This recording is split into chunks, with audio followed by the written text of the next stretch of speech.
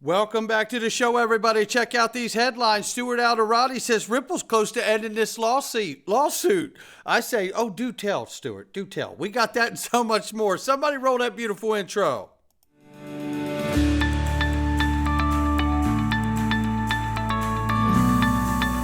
Digital Perspectives with Brad Kimes. Come on in.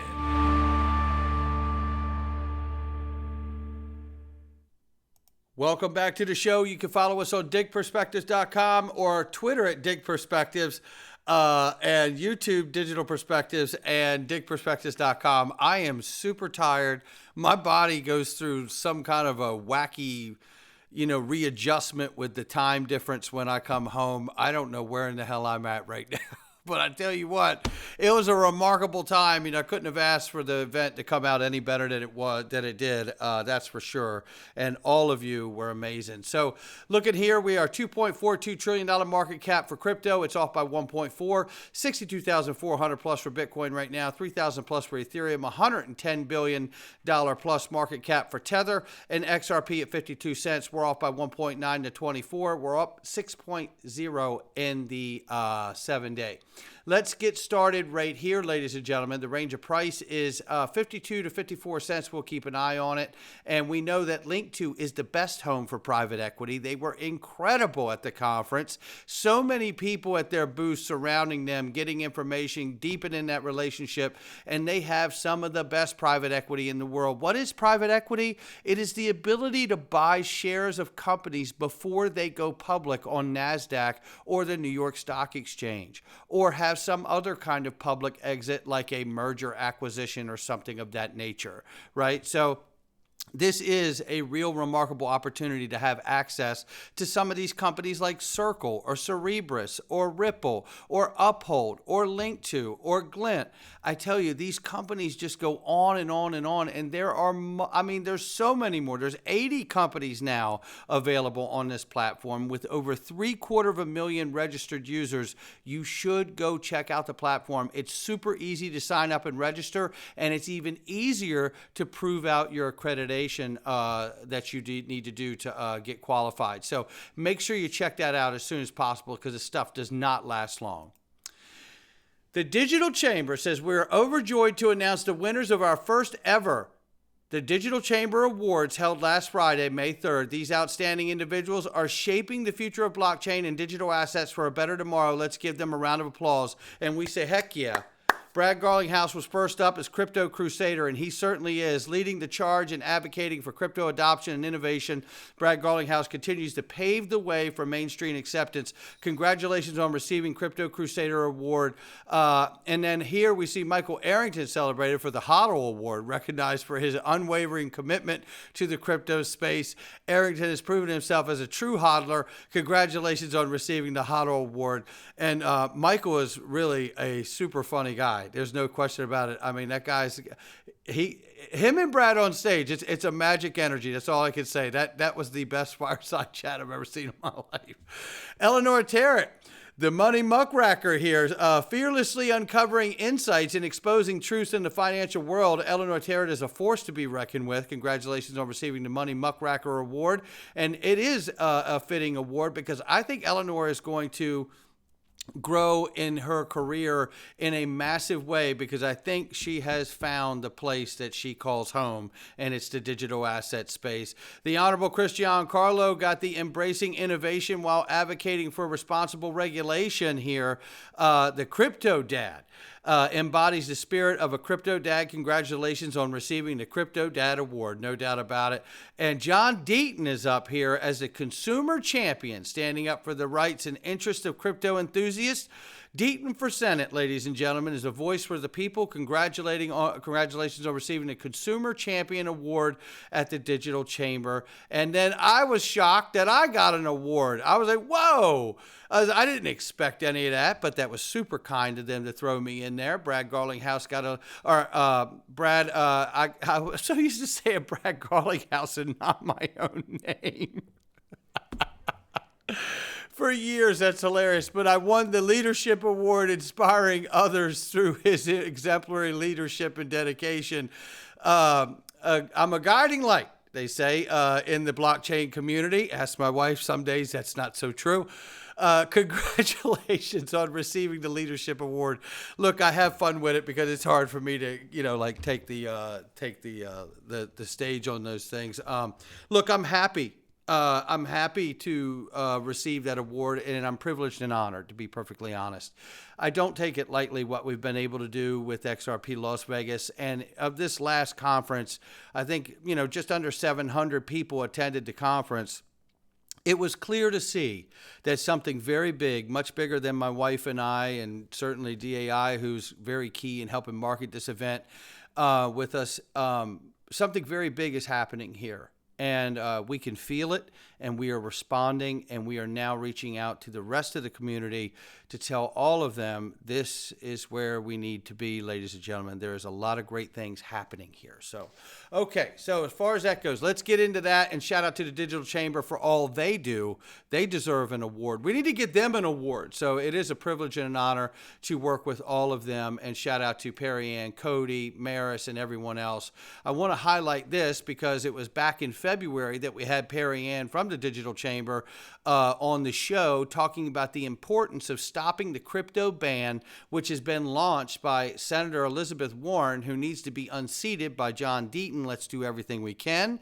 And then we have the SAB 121 rule that Gary Gensler brought into the SEC, which is also harmful.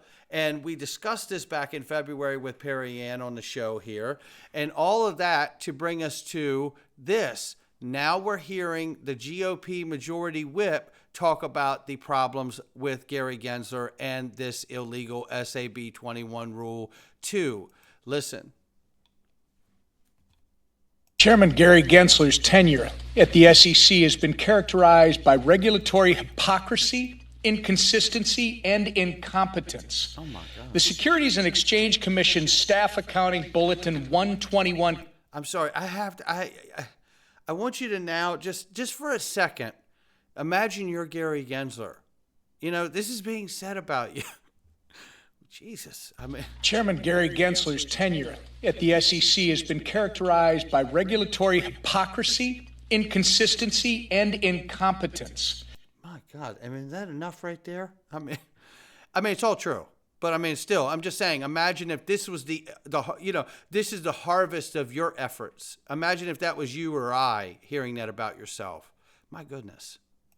The Securities and Exchange Commission Staff Accounting Bulletin 121, commonly known as SAB 121, is just one example of Chair Gensler's egregious attempts to expand the SEC's authority and his clear bias toward the digital asset ecosystem. More than 2 years ago, the SEC disguised this illegal rule as guidance, circumventing Congress and public input so they could prevent banks from safeguarding consumer-owned digital assets. However, this rule isn't just overreaching and illegal. It violates the SEC's statutory mission. First, SAB 121 introduces more unnecessary and avoidable concentration risk into the digital asset ecosystem, making our markets less fair, less orderly, and less efficient. Bingo. There it is. Look, I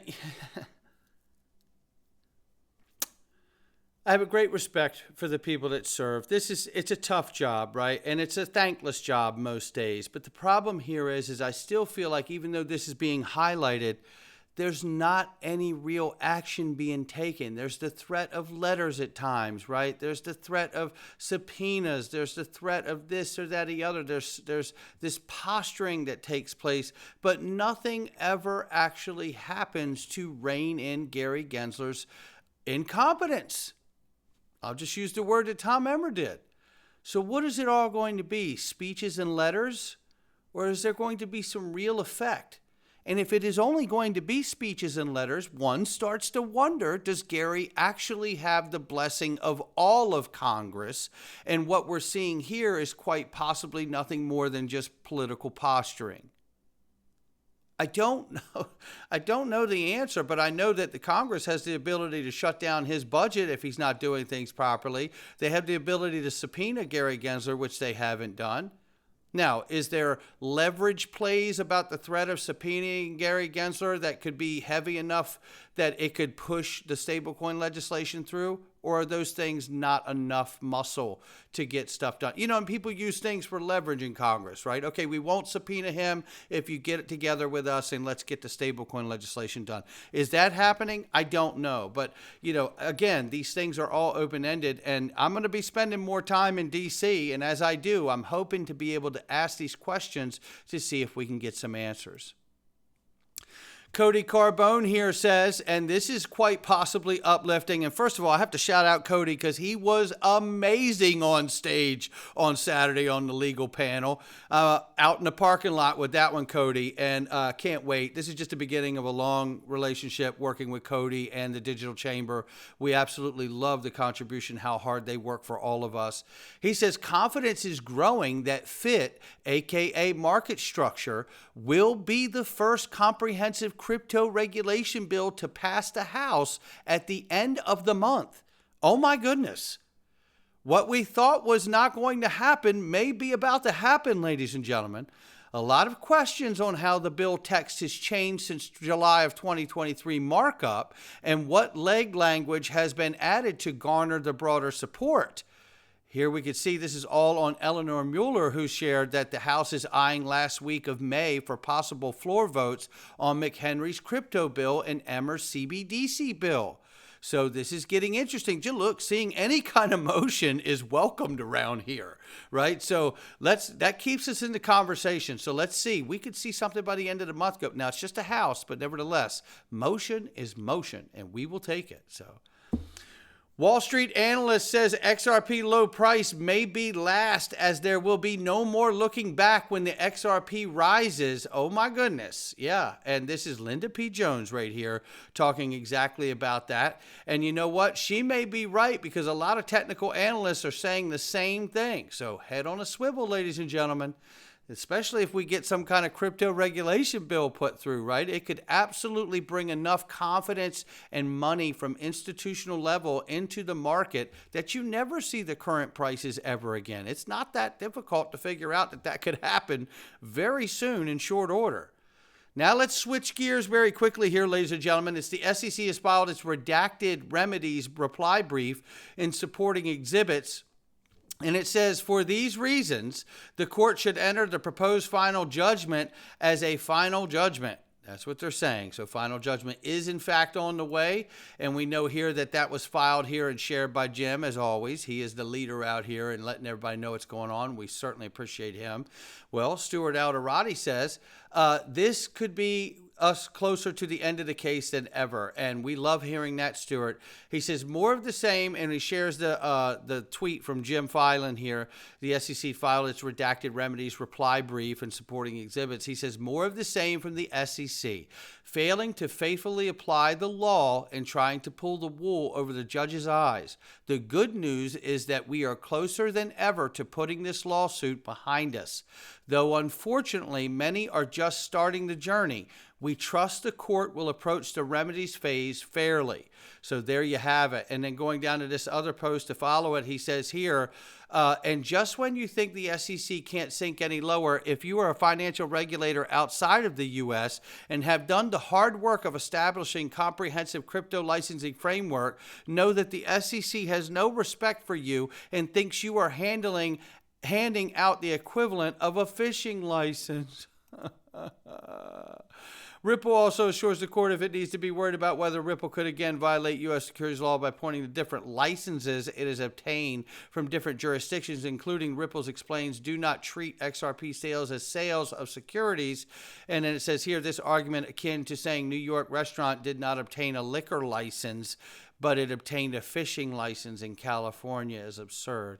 This really does show like the SEC has zero integrity. And when it comes to the law, forget how it looks publicly, right? With just even coming to the law, it doesn't have any. Then let's understand that this is now taking place, right? We talked about Ripple Stablecoin project, and they're going to announce the name of it in June at Apex. I'm super excited for them about that. I can't wait to learn what it will be. But what's interesting here is that Ripple stablecoin project is now already under attack by the SEC as well from the reply brief. So here we see, why is the SEC focused on a Ripple stablecoin before it releases, declaring it an unregistered crypto asset, when you have blatant corruption and lack of regulatory compliance existing with USD Tether stablecoin and a potentially non-compliant USDC being completely disregarded? He's absolutely right here. Shout out to TJ Nelson Way. It says Ripple's primary business continues to be, as it has been since 2013, unregistered sales of XRP. It says here it also plans to issue a new unregistered crypto asset. How can they know that it's not a security, that it's a security or not? They haven't even found out what the design, the structure of the business model. They don't know anything. They're like, oh, it's a security. I mean, this guy sees securities in his sleep. Matt Rosenden here, former Rippler, says, when I was working on a stablecoin, I got a legal opinion from renowned law firm Wilson Sonsini here, and he says they said the issuance of a stablecoin by a trust company, i.e. IG Ripple Standard Custody subsidiary, would make it least likely to be a security. But not to the SEC. Shout out to Vet, says, laugh out, the SEC is speaking about the Ripple stablecoin and calls it an unregistered security before anything is even issued or details disclosed. Stablecoins are not securities, no doubt about that. That's why I say right here, no details, no facts, nothing disclosed, and Gensler already calls Ripple stablecoin a security before understanding the structure of it. So much for an unbiased regulator. You know, this all makes sense if you look at the SEC stance from the point of regulatory capture by big banks. That makes sense. digperspectives.com. Click on the Freedom Zone. You can support the channel for next to nothing. We appreciate all of you and your support. You get all our YouTube videos with 0 Google ads, access to a private Telegram group, as well as extra content that we throw in here as well. So make sure you click that button. Go to digperspectives.com, click that button, and join the Freedom Zone. Not financial advice from me or anyone else. I'll catch all of you on the next one.